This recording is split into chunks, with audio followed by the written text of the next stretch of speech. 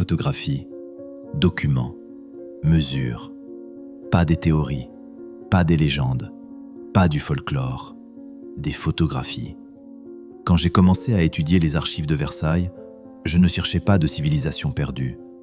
Je recherchais des factures de restauration, des documents bureaucratiques banals des années 1870.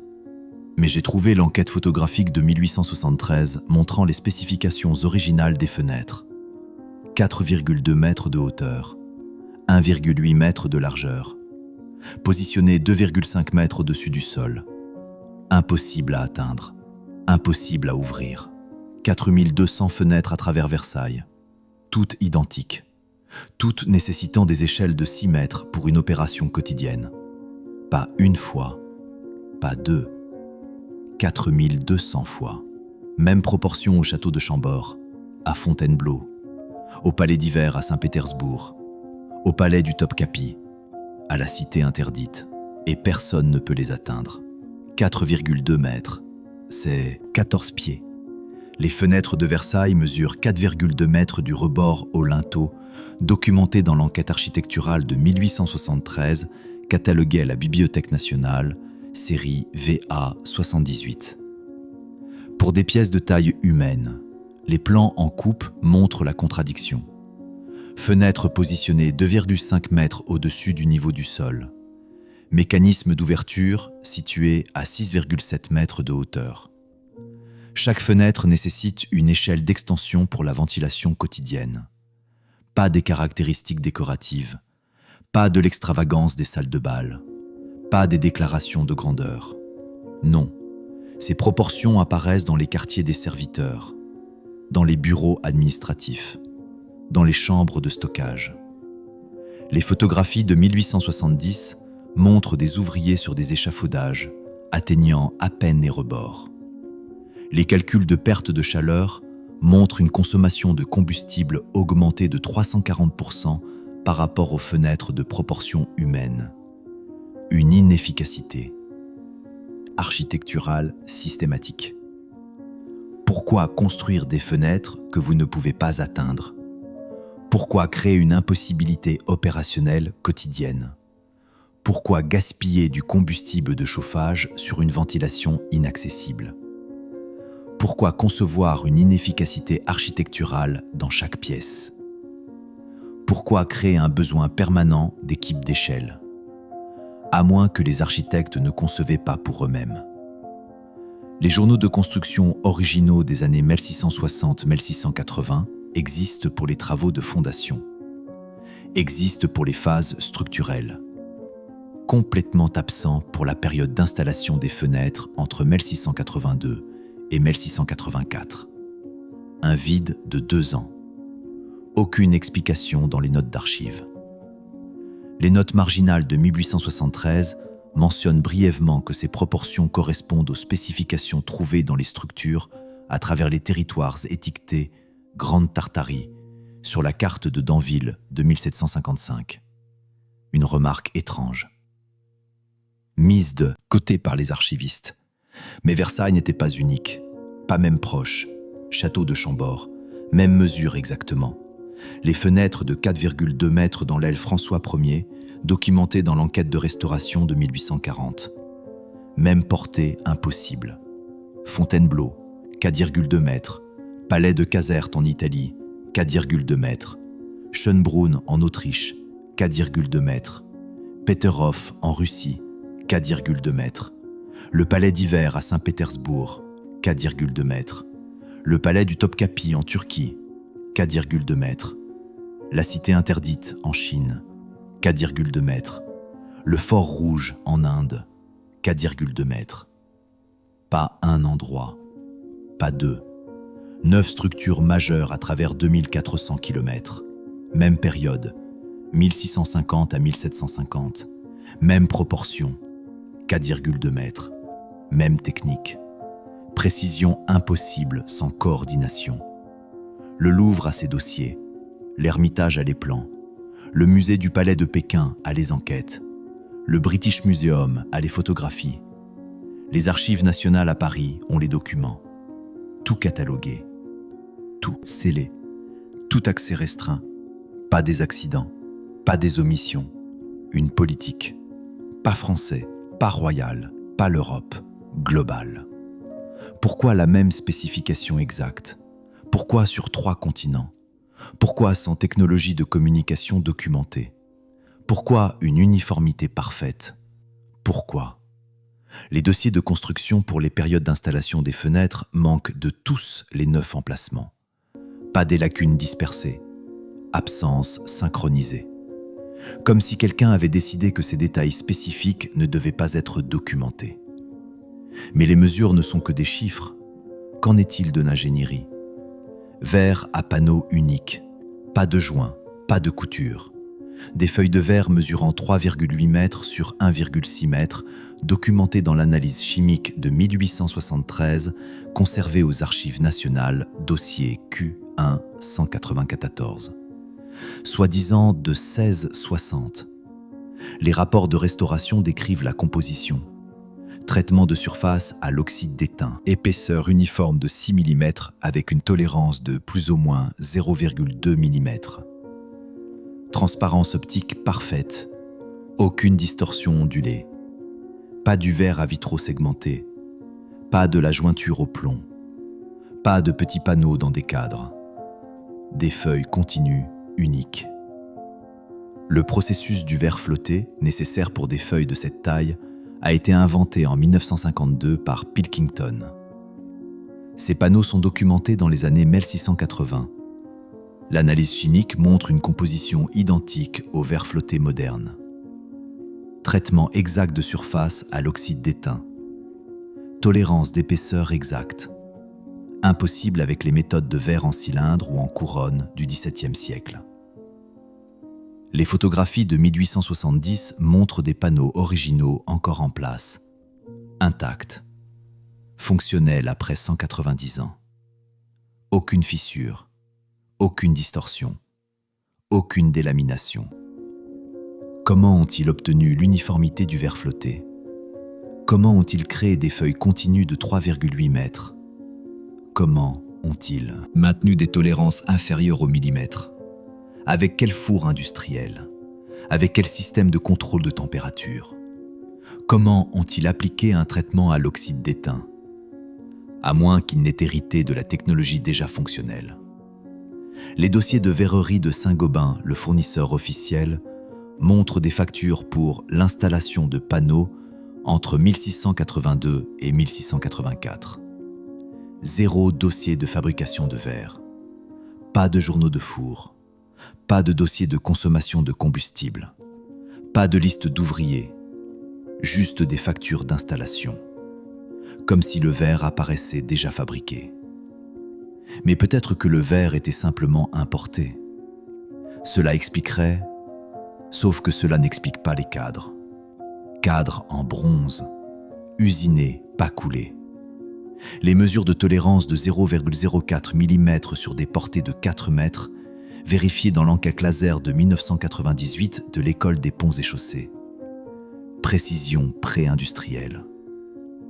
Les scans laser révèlent l'impossibilité. Distribution uniforme des contraintes sur toute la longueur. Aucune marque d'outil cohérente avec le limage manuel.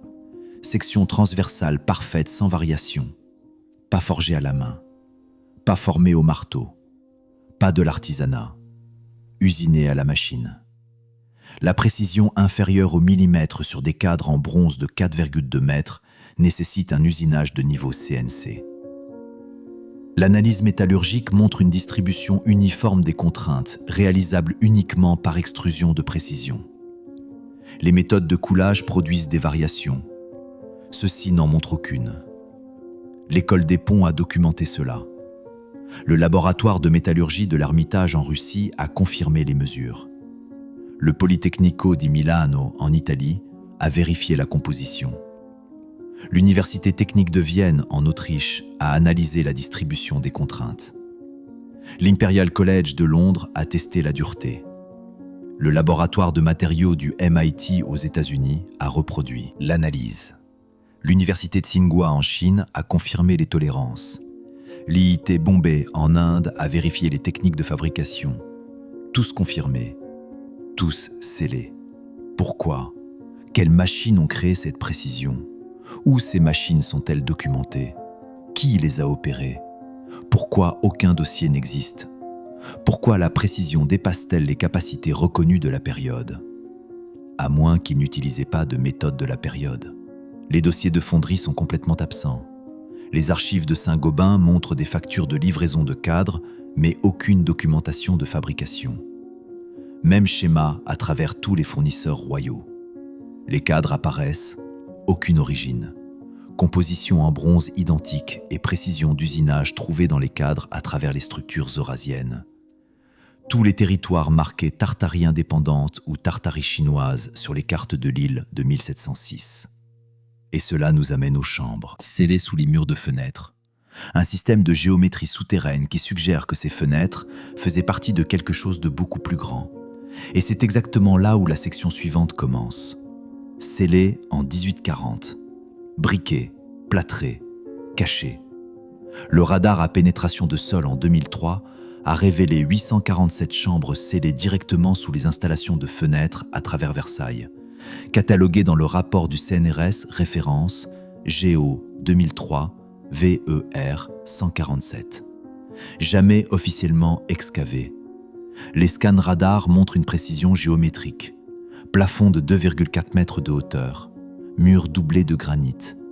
Le granit n'est pas local à Versailles. La source la plus proche est à 89 km. Transport de milliers de tonnes sur cette distance, pour des chambres que personne ne devait voir. Pas des caves de stockage, pas des caves à vin, pas des vides de fondation. Des chambres ingénierées. Les cavités de résonance acoustique construites dans les coins. Des réseaux de canaux d'eau connectant les chambres au système du Grand Canal. L'ingénierie hydraulique suggérant que les fenêtres faisaient partie d'un système intégré de circulation eau-air. Architecture fonctionnant comme infrastructure. Les ordres de travail de scellement existent dans les archives du palais de 1838 à 1842. 4 années de stabilisation des fondations. Sauf que les scans radars ne montrent aucune instabilité structurelle. Les chambres étaient géométriquement saines, fonctionnelles. Elles ont été scellées délibérément. Pourquoi sceller des chambres fonctionnelles? Pourquoi briquer des canaux d'eau? Pourquoi cacher des systèmes de résonance acoustique? Pourquoi en 1840 spécifiquement? Pourquoi gaspiller des ressources pour enterrer une infrastructure fonctionnelle? À moins que quelqu'un ne voulait effacer ce que ces bâtiments étaient réellement. Aucune explication du pourquoi dans les ordres de travail. Juste stabilisation des fondations. Mais les chambres ne menaçaient rien, elles étaient stables, elles ont été effacées. Fonctionnalité retirée. Le CNRS a publié le résumé, le rapport complet, classifié. L'École des mines a demandé un permis d'excavation en 2004, refusé. L'équipe d'archéologie de la Sorbonne a demandé l'accès en 2007, refusé. Schéma de blocage institutionnel. Réseau de chambres scellées identiques trouvées sous Peterhof, Schönbrunn, Casert, Topkapi. Toujours scellées dans les années 1820-1850, toujours la même période. Effacement coordonné à travers les continents. Mais les chambres scellées peuvent être expliquées comme de la rénovation. Ce qui ne peut pas être expliqué, c'est ce qui est arrivé aux dossiers eux-mêmes. 1843. Les dossiers s'arrêtent simplement. Entre mars et novembre 1843, les archives de construction de 47 sites de palais à travers l'Europe ont été transférées vers des dépôts centraux, jamais catalogués, documentés dans les registres de transfert maintenant visibles dans les systèmes d'inventaire, mais marqués « localisation inconnue ». Même fenêtre de 7 mois. Les registres de transfert montrent la réception. Les archives montrent des accusés de réception signés. Mais les systèmes de recherche montrent aucun dossier trouvé pour tout ce qui concerne la construction originale des systèmes de fenêtres, chambres ou hydrauliques. Pas perdu dans les incendies, pas endommagé par les inondations, pas détruit dans les guerres, retiré par politique. Archives nationales en France, Archives de l'Ermitage en Russie, Österreichische Staatsarchiv en Autriche, Archivo General de Simancas en Espagne, Archivio di Stato en Italie, The National Archives au Royaume-Uni, Geheime Staatsarchiv en Prusse, Riksarkivet en Suède, Archives ottomanes en Turquie, Archives du Musée du Palais en Chine, Archives nationales de l'Inde, Bibliothèque du Congrès des États-Unis qui a reçu des transferts européens. Même période, même schéma, pas des accidents, tous, catalogués comme reçus, tous, introuvables dans les systèmes, tous. Mars à novembre 1843. Qui a coordonné cela? Pourquoi les mêmes 7 mois? Qu'est-ce qu'il retirait? Qu'est-ce qu'il ne pouvait pas nous laisser voir? Quel accord diplomatique a synchronisé le retrait d'archives à travers 12 nations? À moins que ce n'était pas diplomatique. À moins que c'était systématique. Les 12 institutions ci-dessus reconnaissent que les registres de transfert existent. Toutes confirment qu'il n'y a pas eu de catalogage ultérieur. Toutes prétendent surveillance administrative. 12 surveillances indépendantes. Même période de 7 mois. Coordonnées. La période de transfert, mars à novembre 1843, correspond exactement au retrait final des étiquettes Tartarie de la cartographie européenne officielle. Dernière carte majeure montrant Grande Tartarie, 1842, Andriveau-Goujon. Première carte avec seulement des étiquettes modernes, 1844, Dufour. Même fenêtre, dossier retiré, non retiré, simultanément. Mais peut-être qu'il y a une explication simple. Peut-être que je vois des schémas là où il n'y en a pas. Sauf que les cartes racontent une histoire différente. Tartarie. Sur chaque carte jusqu'en 1840. La cartographie européenne officielle de 1570 à 1842 a étiqueté un vaste territoire s'étendant de la Sibérie à la Caspienne comme Tartarie ou Grande Tartarie, documenté dans plus de 200 cartes cataloguées dans les collections de la Bibliothèque nationale, la British Library et la Bibliothèque d'État russe. Puis, elle a complètement disparu. Comparaison côte à côte. La carte de Danville de 1755 montre la Tartarie. La carte d'Andriveau-Goujon de 1842 montre la Tartarie. La carte de Dufour de 1844, aucune Tartarie. Frontière moderne seulement. Pas de la mythologie. Pas une légende. Pas du folklore. Géographie officielle. Qu'est-ce qui s'est passé entre 1842 et 1844? Pourquoi chaque cartographe a-t-il simultanément retiré la même étiquette? Quel événement diplomatique a effacé toute une désignation géographique? Pourquoi aucun traité, aucune guerre, aucune annexation n'explique ce changement? Pourquoi les registres diplomatiques de cette période précise sont-ils absents? À moins que le retrait n'était pas politique. À moins que c'était un effacement historique délibéré. La correspondance diplomatique de 1843 à 1844 devrait expliquer le réétiquetage géographique majeur. Foreign Office britannique, lacune. Ministère français, lacune. Archives diplomatiques russes, lacune. La période où Tartarie a disparu et la période où les dossiers de correspondance sont manquants. La British Library a les cartes. La Bibliothèque nationale a les cartes. La Bibliothèque d'État russe a les cartes. Toutes cataloguées. Toutes consultables. Mais demandées sur la correspondance diplomatique expliquant le changement? Restreint. Indisponible. En révision. Mais la Tartarie n'était pas juste des étiquettes de territoire sur les cartes.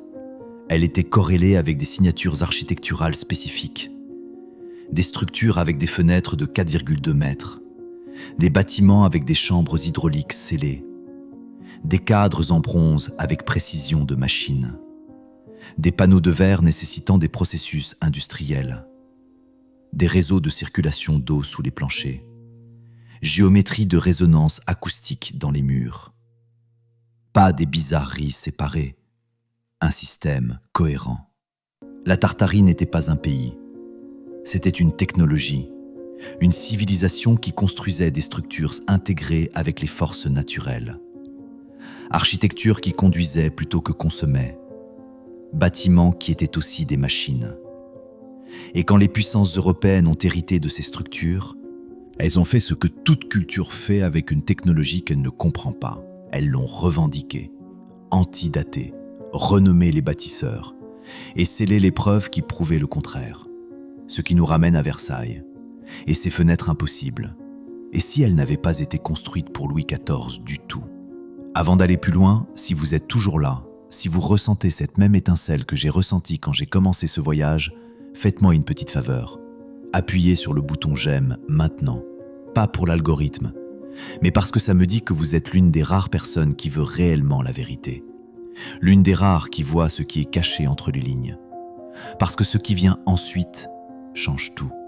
1661, Louis XIV commence la construction. La chronologie officielle dit que Versailles a été construit de 1661 à 1715 sous supervision royale française continue, documentée dans les histoires officielles du palais. Les preuves disent le contraire. Pas construit, pas édifié, pas commandé, rénové. La chronologie de construction prétend 54 ans pour construire.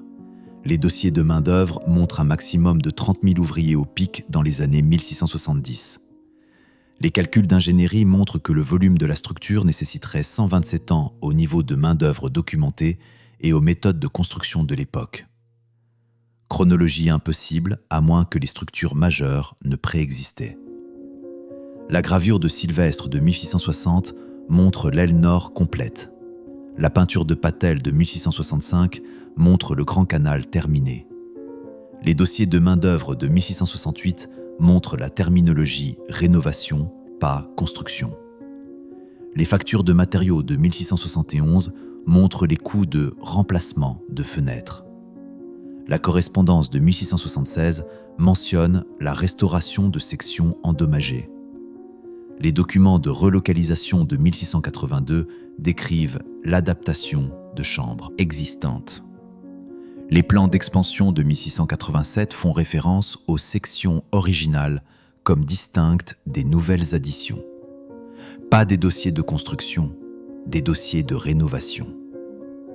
Pourquoi les gravures montrent-elles l'achèvement avant les dates de début officielles? Pourquoi les factures disent-elles remplacement au lieu de installation?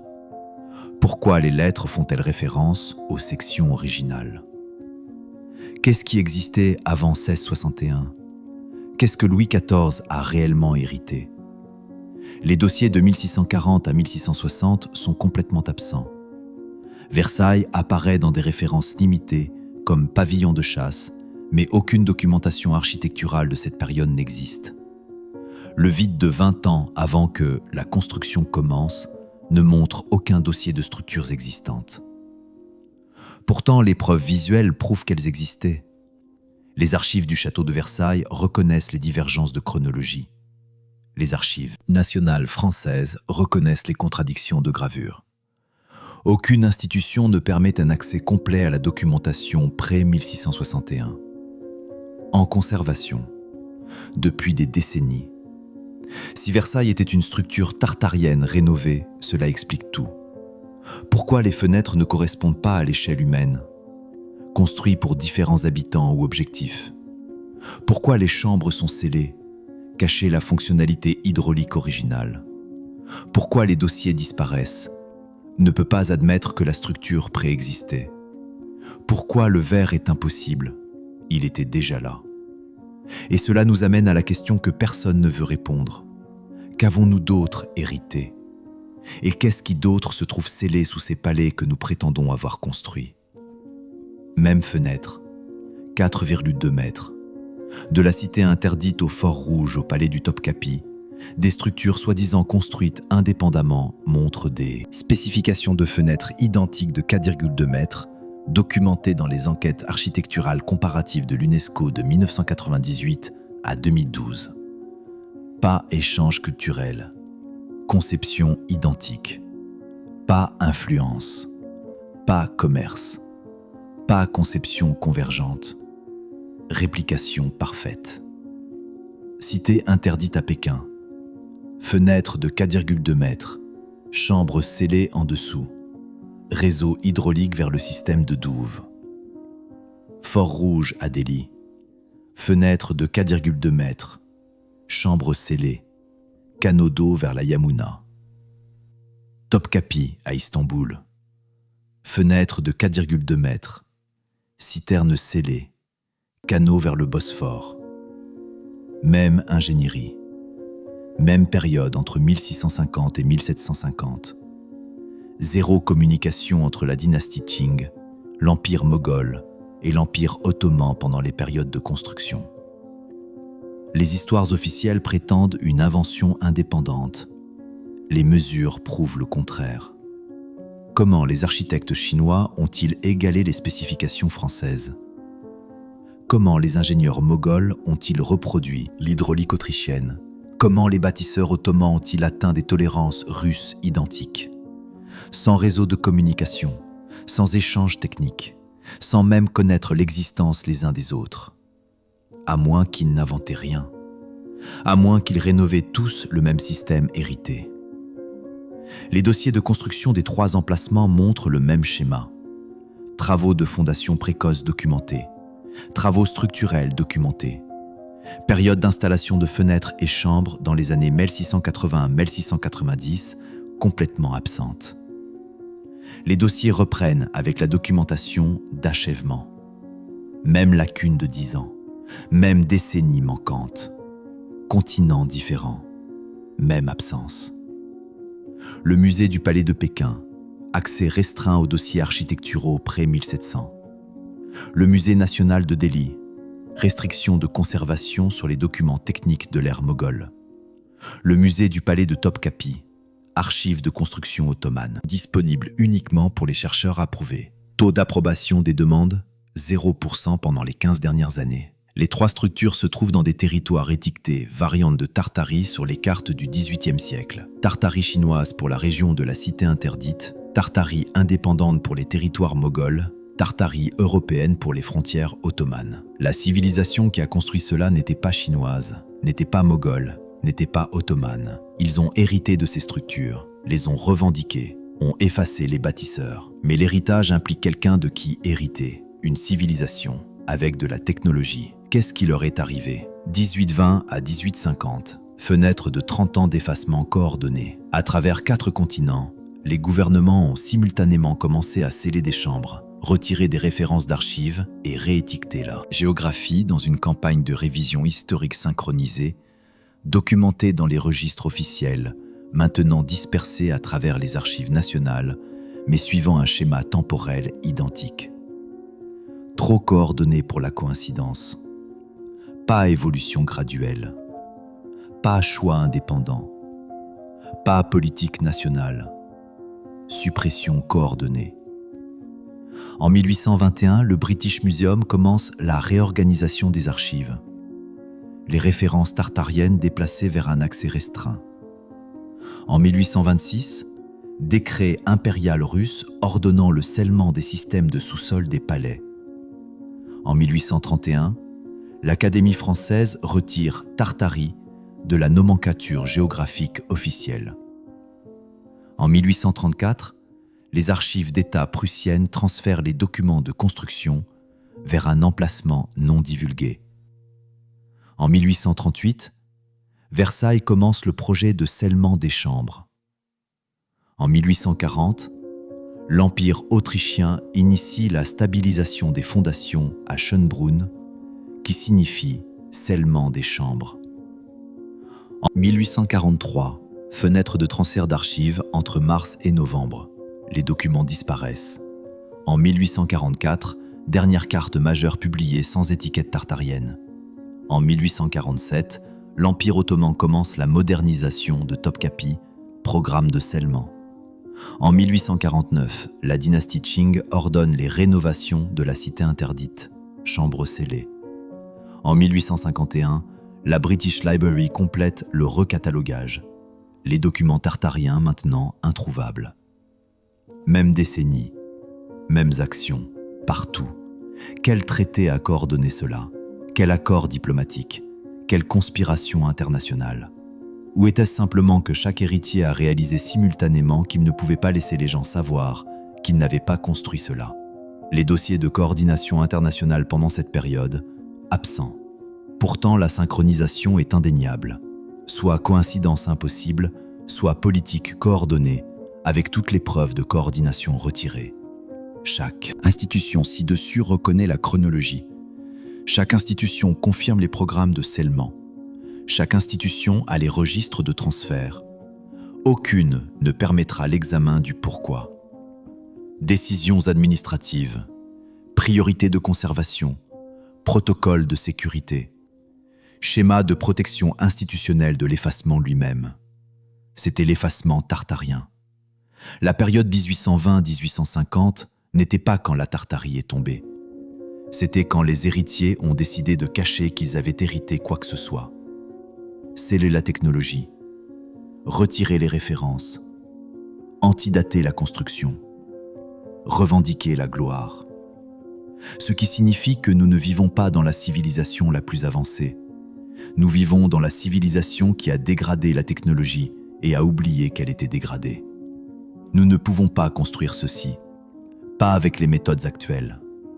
L'ingénierie moderne ne peut pas reproduire les tolérances de bronze inférieures au millimètre, les dimensions de verre à panneaux uniques ou les réseaux de chambres hydrauliques acoustiques intégrés trouvés dans les structures que nous prétendons avoir construites, documentés dans les rapports de restauration de Versailles de 1998 à 2015, conservés aux archives du ministère de la Culture. Nous avons dégradé la technologie. Pas avancement, pas amélioration, pas innovation. Régression. Les projets de restauration moderne à Versailles dans les années 1980-2000 nécessitaient des équipements spécialisés. Découpes guidées par laser pour la précision des cadres. Fours contrôlés par ordinateur pour le verre. Logiciel de modélisation hydraulique pour les systèmes de chambre. Technologie qui soi-disant n'était pas nécessaire en 1680. Les coûts de restauration actuels dépasse de 340% ce que les budgets de construction de l'époque suggéreraient. Nous avons besoin de plus de technologie pour restaurer qu'ils n'en utilisaient soi-disant pour construire.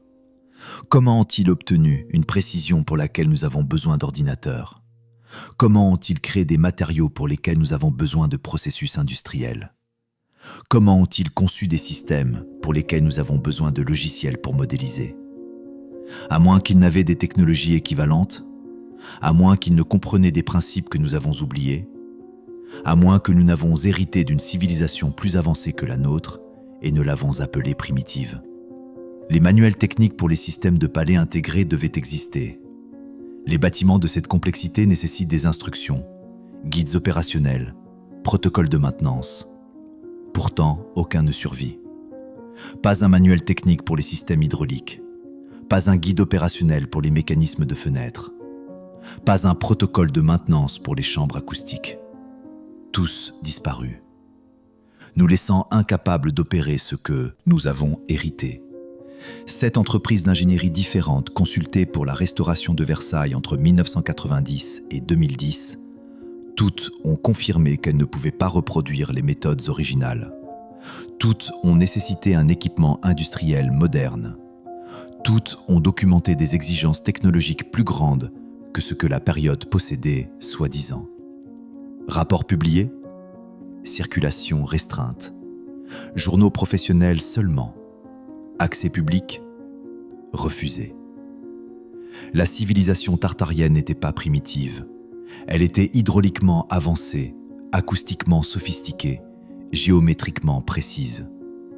Ils ont construit des structures qui fonctionnaient comme des machines intégrées, circulation d'eau, régulation thermique, amplification acoustique, tout passif, tout entraîné par les forces naturelles. Nous avons hérité de ces bâtiments, ne pouvions pas les opérer, avons scellé les systèmes que nous ne comprenions pas, et nous sommes appelés les inventeurs.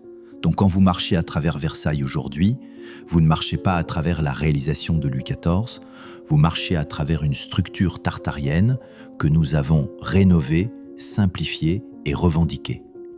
Chambres scellées, sous chaque palais, Les enquêtes à pénétration de sol de 1998 à 2018 ont détecté des chambres géométriques scellées sous 94% des sites de palais européens majeurs, aucune officiellement excavée. Documentées dans les bases de données de recherche GPR du CNRS, de l'Université de Cambridge et de l'Université technique de Munich. Qu'est-ce qui d'autre est enterré? Pas des sous-sols, pas des fondations, pas des caves. Infrastructures. Les enquêtes GPR détectent des canaux, des réservoirs, des chambres de résonance s'étendant sur des kilomètres au-delà des périmètres des palais. Versailles, le réseau s'étend 8,4 km vers Paris. Schönbrunn, 6,2 km vers Vienne. Peterhof, 11,7 km vers la côte de la Baltique. Ingénierie suggérant que ce n'étaient pas des bâtiments autonomes, mais des nœuds dans un réseau d'infrastructures continentales. Canaux d'eau sous Versailles se connectant au bassin versant de la Seine. Chambres acoustiques sous Schönbrunn, alignées avec les grottes calcaires. Réservoirs thermiques sous le palais d'hiver liés aux sources souterraines. Vide géométrique sous la cité interdite, correspondant au système de puits de l'âge du bronze. Réseau hydraulique sous le Fort Rouge se connectant aux aqueducs anciens. Chambre de résonance sous Topkapi, alignée avec la citerne de Philoxénos. Système de tunnels sous Caserte s'étendant aux évents volcaniques. Réseau de canaux sous Peterhof atteignant le drainage de la Baltique. Géométrie souterraine sous le palais de Buckingham, enquête classifiée. Tous détectés, tous scellés, toute excavation interdite. Qu'est-ce que ces réseaux faisaient? Quel pouvoir conduisaient-ils? Ressources circulaient-ils? Quelle technologie se trouve enterrée? Et pourquoi nous est-il interdit de savoir?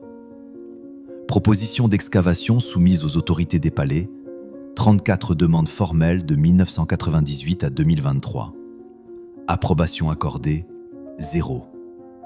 Raison de rejet standard, risque pour l'intégrité structurelle. Malgré les rapports d'ingénierie confirmant aucun risque. Schéma, empêcher la découverte, pas protéger la structure. Le CNRS a demandé l'excavation, refusé. Archéologie de Cambridge, refusé. Recherche de sol du MIT, refusé. Géologie de la Sorbonne, refusé. Ingénierie de l'Université technique de Munich, refusé. Schéma à travers les décennies. Schéma à travers les nations. Prévention coordonnée de la découverte. Si les palais étaient des nœuds dans l'infrastructure continentale, cela suggère que la civilisation tartarienne opérait des systèmes intégrés à l'échelle continentale. Pas des bâtiments isolés, mais de la technologie en réseau. Eau, acoustique, géométrie, thermique. Tout connecté, tout fonctionnel. Jusqu'à ce que nous le scellions, l'enterrions, l'oublions. Et cela nous amène à la question qui change tout. Qu'avons-nous d'autre hérité? Qu'avons-nous d'autre enterré? Et sur quoi d'autre nous tenons-nous en ce moment, en l'appelant primitif, pendant que les preuves de technologie avancée se trouvent scellées sous nos pieds, attendant? Pas de réponse ici, seulement des questions qui se multiplient. Chaque pièce de preuve examinée soulève 7 nouvelles questions sur ce qu'on nous a enseigné par rapport à ce qui existe réellement sous notre architecture héritée, documentée à travers 47 sites de palais, 12 institutions nationales et 25 ans d'enquête scientifique que personne ne peut expliquer de manière cohérente. Et personne ne les pose. Pas ce qu'ils ont construit, pas ce qu'ils ont inventé, pas ce qu'ils ont réalisé, ce qu'ils ont hérité. J'ai commencé avec des mesures de fenêtres, des factures de restauration banales de 1870. Je m'attendais à de la paperasse, des spécifications de verre, des dimensions de cadre, rien de révolutionnaire. Mais j'ai trouvé 4,2 mètres. J'ai trouvé l'impossibilité. Fenêtres que personne ne peut atteindre. Verre que personne ne peut fabriquer avec la technologie de l'époque. Cadre que personne ne peut usiner avec des outils manuels. Chambre que tout le monde a scellée. dossiers que tout le monde a retirés, géographie que tout le monde a effacée. Pourquoi les fenêtres nécessitent-elles des échelles? Pourquoi le verre dépasse-t-il les capacités de l'époque? Pourquoi les cadres montrent-ils une précision de machine? Pourquoi les chambres sont-elles scellées? Pourquoi les dossiers disparaissent-ils au même moment? Pourquoi la cartographie a-t-elle effacé la Tartarie? Pourquoi chaque palais cache-t-il des réseaux enterrés? Pourquoi ne pouvons-nous pas excaver? Pourquoi ne pouvons-nous pas accéder aux archives? Pourquoi chaque institution bloque-t-elle l'investigation? Qu'est-ce qu'ils protègent? Qu'est-ce qu'ils ne peuvent pas nous laisser découvrir? Quelle technologie se trouve en dessous? De quelle civilisation avons-nous hérité? Et que se passe-t-il quand suffisamment de gens commencent à poser ces questions? C'est ceci. Le schéma manquant est la documentation complète de ce que ces structures étaient réellement. Comment elles fonctionnaient? Qui les a construites? Tout ce qui répondrait à ces questions disparut, systématiquement, délibérément, ne laissant que les questions. Entre 1893 et 1895, 47 chambres ont été murées à Versailles. 2,3 tonnes de mécanismes retirés, destination jamais enregistrée. Les photographies de 1890 montrent des réseaux hydrauliques complets. Les photographies de 1905 montrent des sous-sols vides. Qu'est-ce qui a changé? Qu'est-ce qui reste enterré? Qu'est-ce qui a été retiré? Qu'est-ce que nous prétendons avoir inventé? Qu'est-ce que nous avons simplement hérité? Et qu'est-ce qui disparaîtra ensuite? La Tartarie n'était pas une théorie du complot. C'était une désignation géographique retirée des cartes. C'était une civilisation qui construisait des systèmes technologiques intégrés. C'était une architecture qui fonctionnait comme des machines. C'était une ingénierie que nous ne pouvons pas reproduire avec les méthodes actuelles. C'était un réseau d'infrastructures continentales que nous avons scellé et enterré. C'étaient les bâtisseurs de ces palais que nous avons revendiqués comme les nôtres. Et quelque part dans les années 1800, quand nous avons hérité de leur structure, nous avons fait ce que toute civilisation fait quand elle trouve une technologie qu'elle ne comprend pas. Nous l'avons revendiquée, nous l'avons antidatée, nous avons effacé les bâtisseurs, nous avons scellé les preuves. Et nous nous sommes assurés que poser des questions devienne tabou. Donc voici ce que je demande. Pas que vous me croyiez, pas que vous acceptiez une conclusion, mais que vous regardiez, photographies, documents, mesures. Ils sont accessibles. Les preuves sont là. Les questions sont réelles. Qu'avons-nous d'autre hérité? Qu'est-ce qui d'autre est scellé? Qu'est-ce qui d'autre se trouve sous nos réalisations revendiquées? Qu'est-ce qui d'autre a disparu des cartes? Qu'est-ce qui d'autre a disparu des archives? Les questions ne se terminent pas ici. Elles se multiplient. Et quelque part, sous un palais, dans une chambre scellée, se trouve la réponse. Les preuves persistent, attendant quelqu'un prêt à poser les questions.